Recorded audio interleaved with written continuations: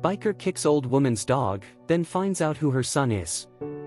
Rex Lawson revved the engine of his Harley, sending a deafening roar echoing through the quiet streets of Millfield. He relished the way pedestrians scurried out of his path, their eyes wide with fear. This was his town, and everyone knew it. Rex signaled to his gang and they rolled to a stop outside Gino's diner. He swaggered inside, his heavy boots thudding on the checkerboard floor. The other patrons averted their gazes, suddenly engrossed in their coffee cups. "Afternoon, Gino," Rex drawled, leaning on the counter. "Busy day?" Gino forced a smile. "What can I get for you, Rex?" "Oh, I think my buddies and I will just take a load off for a while. Make sure no one bothers us, huh?" Gino nodded and disappeared into the kitchen. Rex dropped into a booth, propping his scuffed boots on the table. Power was as simple as taking what you wanted and instilling enough fear that no one dared to stop you. And in this town, Rex Lawson was king.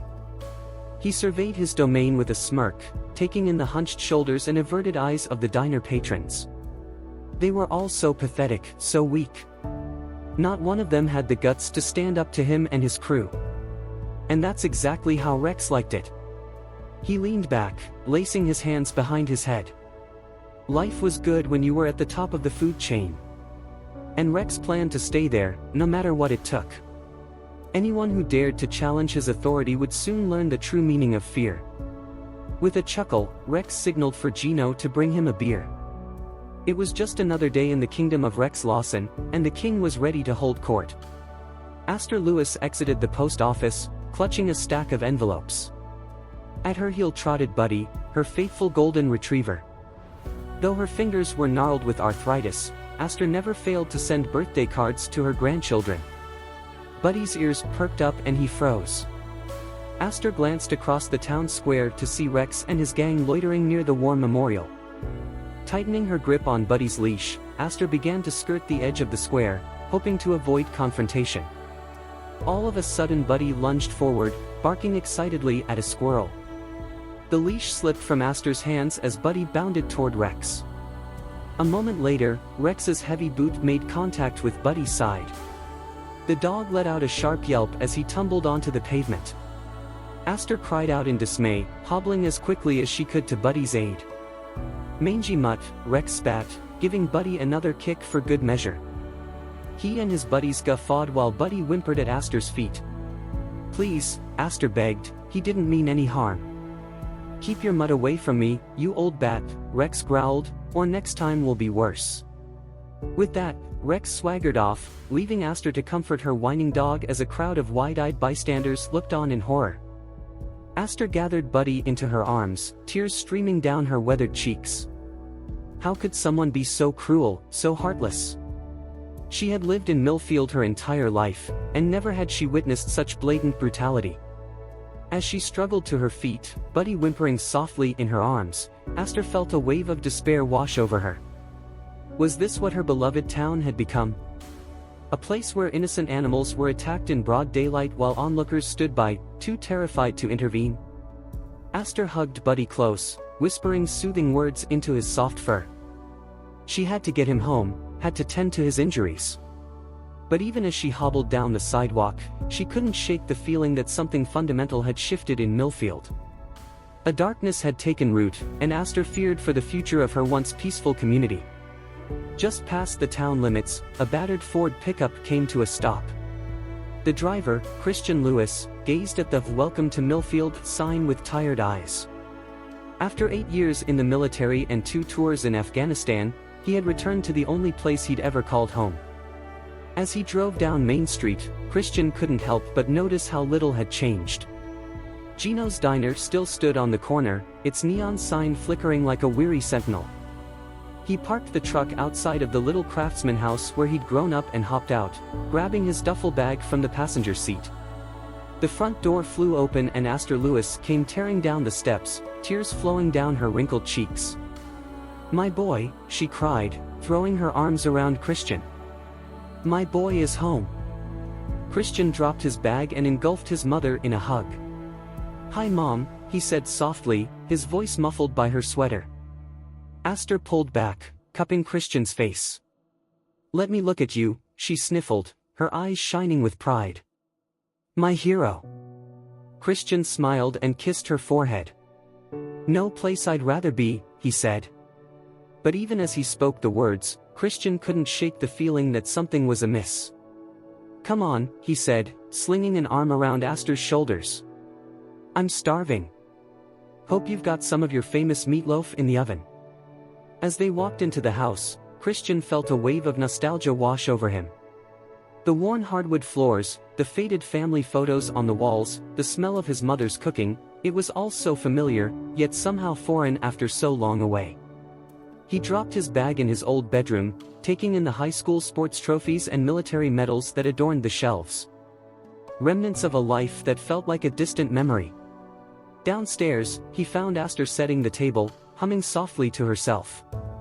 She looked up as he entered the kitchen, her smile brighter than the sun. "I made all your favorites," she said, gesturing to the spread of meatloaf, mashed potatoes, and green beans. "I've been waiting for this day for so long."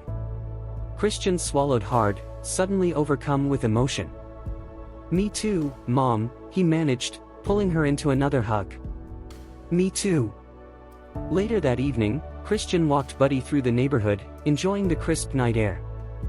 Millfield was a sleepy town, but there was a certain unease hanging over it that Christian couldn't quite place. As he rounded the corner near the post office, he came face to face with a burly biker smoking a cigarette under a flickering street lamp. Buddy growled low in his throat. "What's your problem, mutt?" the biker sneered, flicking his cigarette at the dog's paws. "Hey," Christian snapped, "watch it." The biker's eyes narrowed. "You must be new around here." "Name's Rex. I run this town." Christian met Rex's gaze evenly. "Is that so?" "That's right. So you and your little doggy best stay out of my way, or there will be hell to pay." With that, Rex brushed past Christian, leaving a cloud of smoke in his wake. Christian watched him go, an uneasy knot forming in his gut. He had a feeling that his homecoming wouldn't be as simple as he'd hoped. Buddy whined softly, pressing his nose into Christian's hand. Christian knelt down, scratching the dog behind the ears. "It's okay, Buddy," he murmured. "We're not going to let some small-town bully push us around." But as he stood and continued down the quiet street, Christian couldn't shake the feeling of foreboding that had settled over him. He had seen men like Rex before, men who thrived on fear and intimidation. They were the kind of men who could poison a community from the inside out. Christian shook his head, trying to dispel the dark thoughts. He was being paranoid, surely.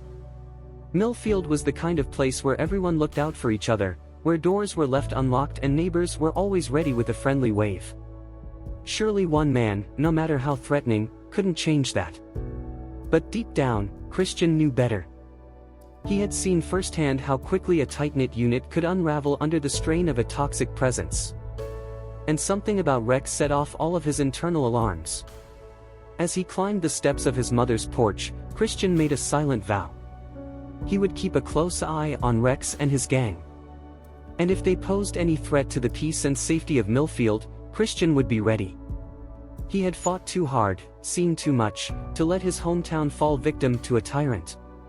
The next morning, Christian swung by Gino's to pick up breakfast. As he waited for his order, he couldn't help but overhear the heated conversation at the next booth.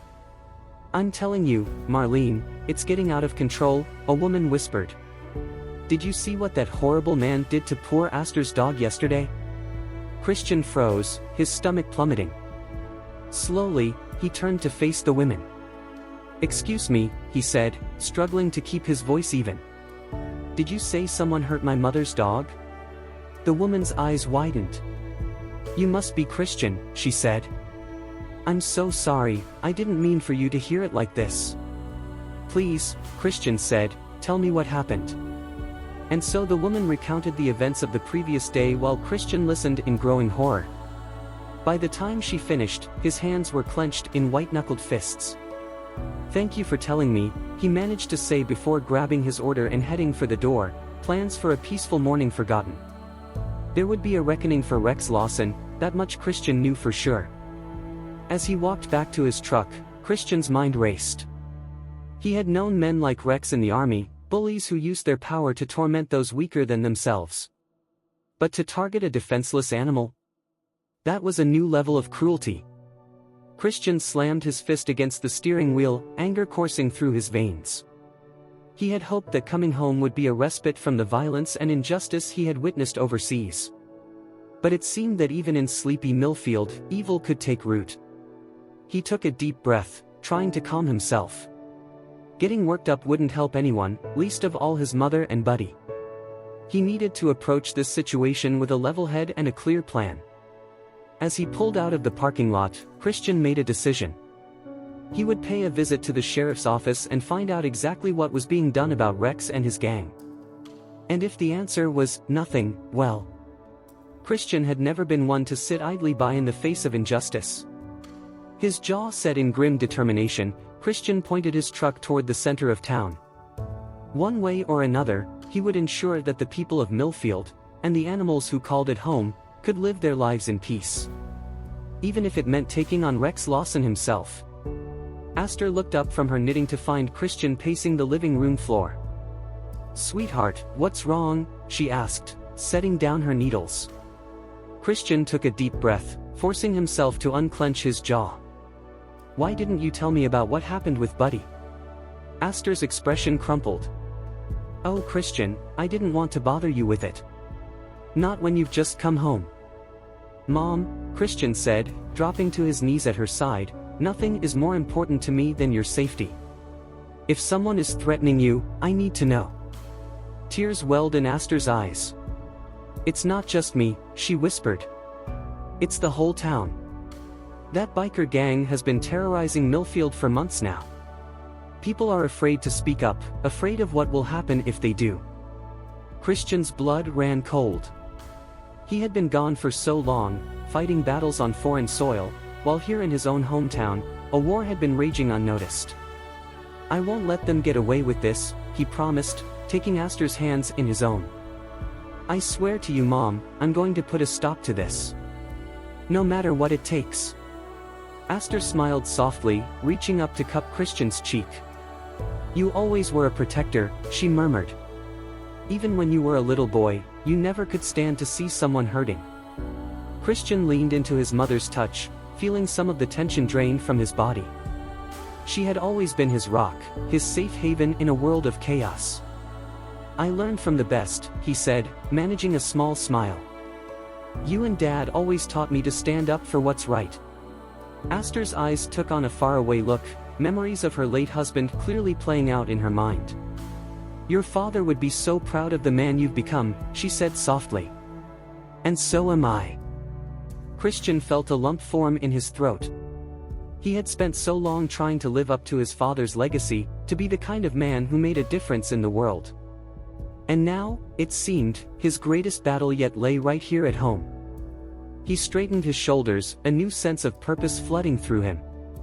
"I won't let you down, Mom," he said, his voice steady with conviction. "I won't let this town down.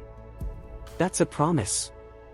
After 3 sleepless nights trying to make sense of a box full of police reports on Rex and his gang, Christian rubbed his bleary eyes and stood up from the kitchen table.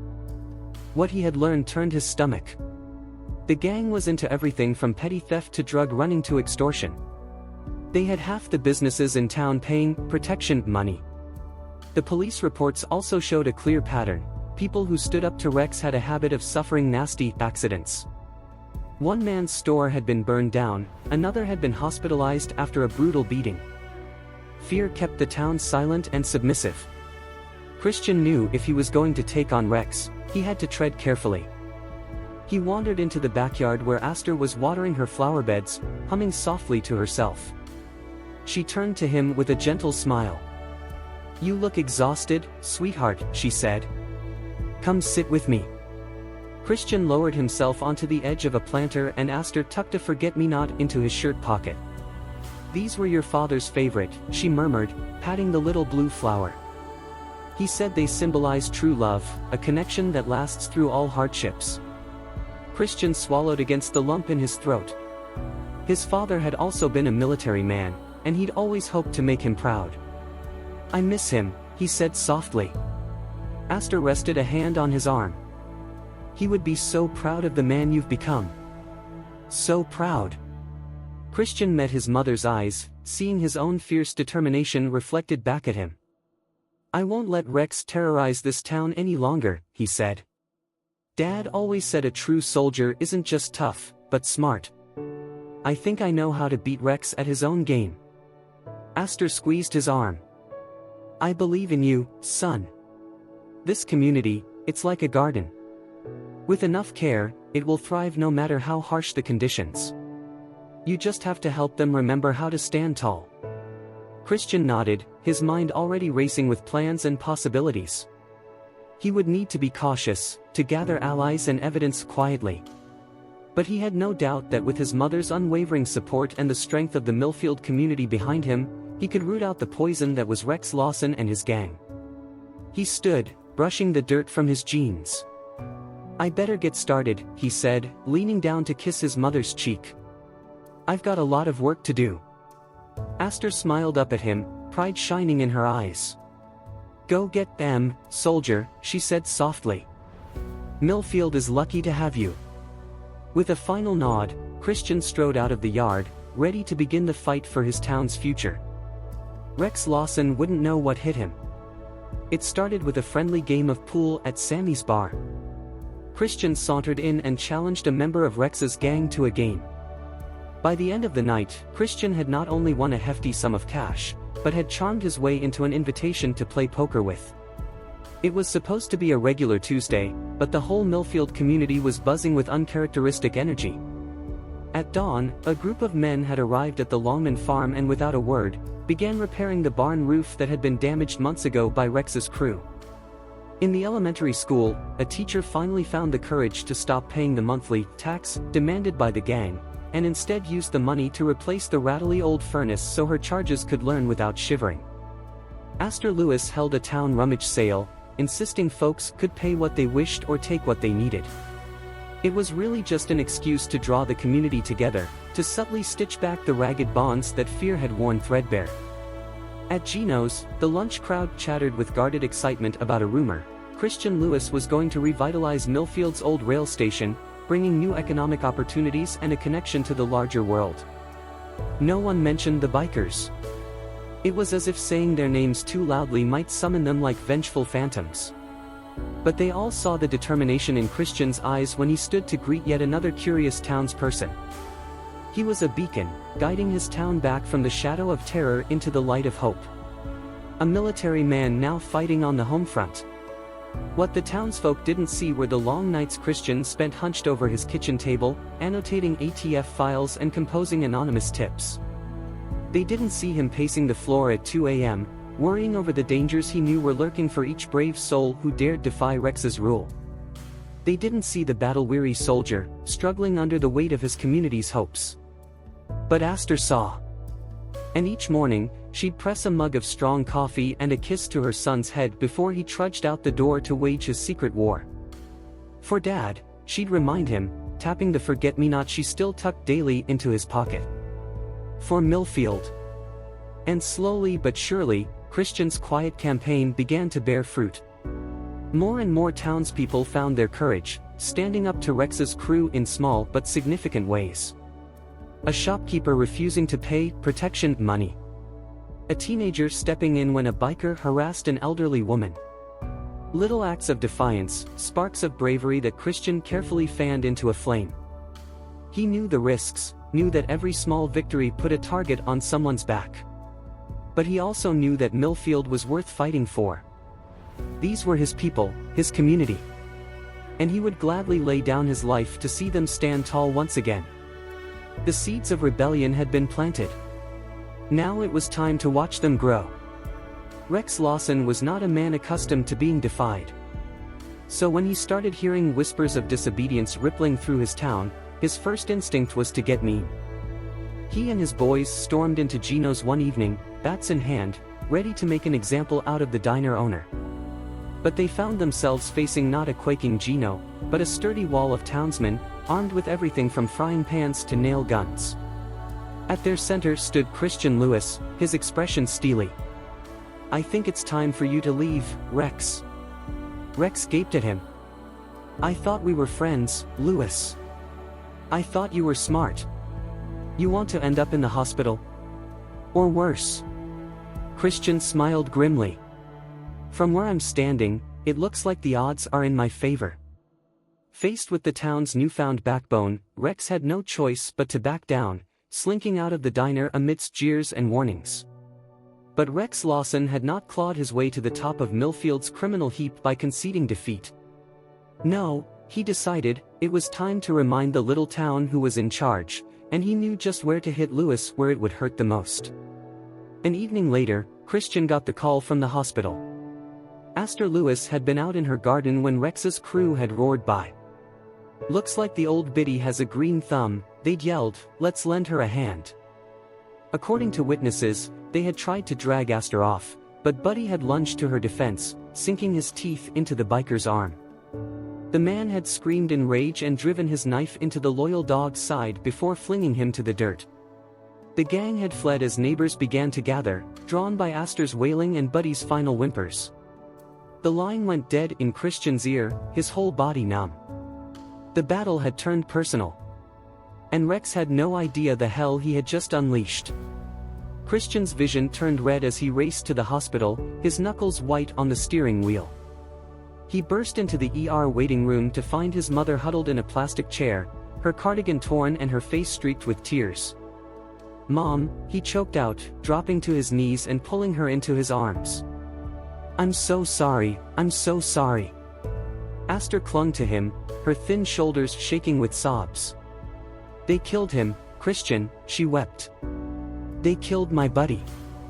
He was trying to protect me and they just... She dissolved into tears again and Christian held her tighter, his own eyes burning. He had brought this fight to their doorstep. His crusade had cost his mother her beloved companion. As he rocked Astor in his arms, whispering broken apologies, Christian felt a cold fury settle in his bones. No more playing nice. No more gathering evidence and building cases. Rex Lawson had crossed a line. And now, he was going to pay. Astor wept into Christian's shirt as they stood over the mound of dirt in the backyard where Buddy now rested. Christian held her close, even as rage boiled in his blood. He had given Rex every chance to back down, to leave Millfield in peace. But now it was time to finish this. He escorted Astor back inside, called a neighbor to come stay with her, and then grabbed his father's old service pistol from the locked cabinet in the garage. It felt heavy in his hand, loaded with responsibility and grim purpose. The roar of the bikers' engines echoed down Main Street as Christian stepped out into the road. The whole town watched from darkened windows as he stood his ground, pistol hanging at his side. Rex rolled to a stop mere inches from Christian's toes, a cruel grin splitting his bearded face. Well, well. The soldier boy comes to play, Rex sneered. Christian said nothing. He simply stared at the man who had terrorized his hometown, who had brutalized his mother, who had killed his loyal dog. He stared at evil incarnate, and he smiled. And then all hell broke loose. There was a deafening clatter as a dozen ATF agents in tactical gear came pouring out of Gino's, the hardware store, the Longman farm. They swarmed the bikers, wrenching them from their mounts and forcing them to their knees at gunpoint. Rex Lawson, a grizzled agent, barked, "You and your boys are under arrest for racketeering, drug trafficking, extortion, assault, and a whole host of other charges. We've been building a case against you for months, thanks to our brave friend here." He clapped Christian on the shoulder as another agent wrenched Rex's hands behind his back, clicking handcuffs into place.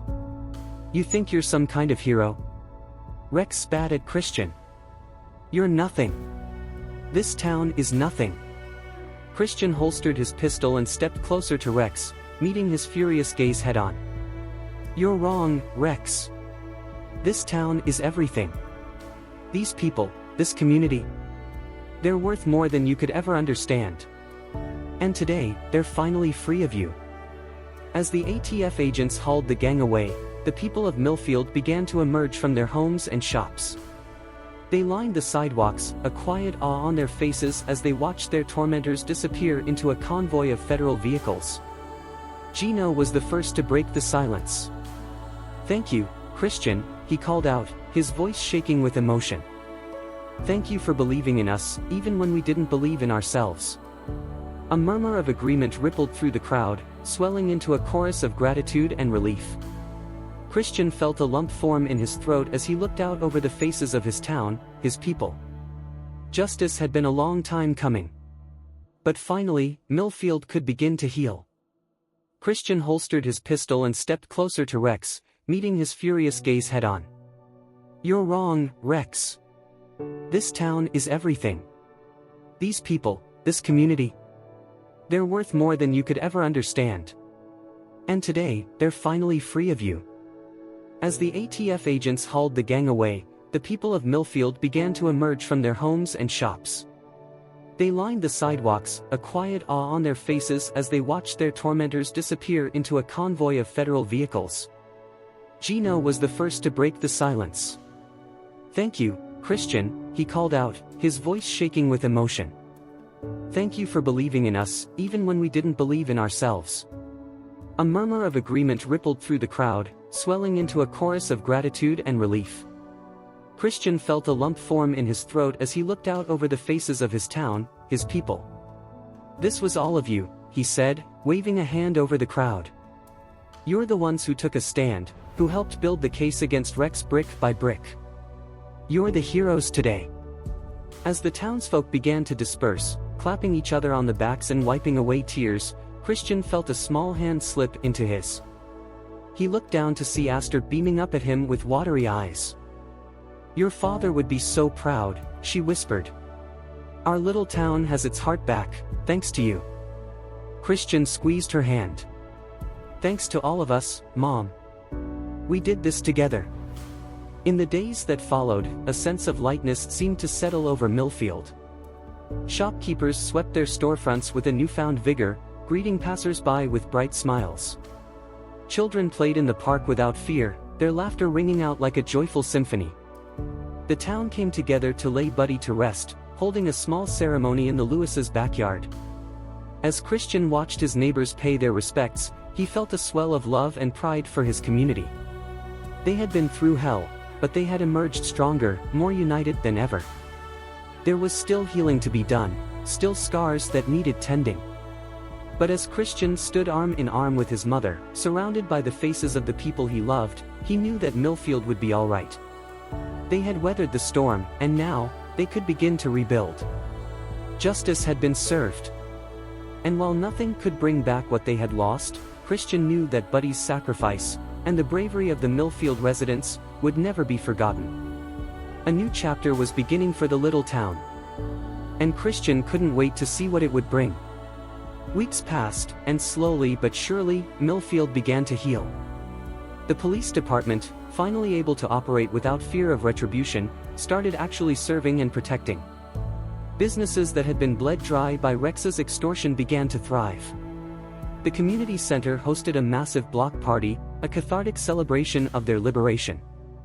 At the party, Christian found himself sought out by nearly every person who had been touched by Rex's reign of terror. They shook his hand, hugged him, thanked him for his service both abroad and at home. It was overwhelming and heartening all at once.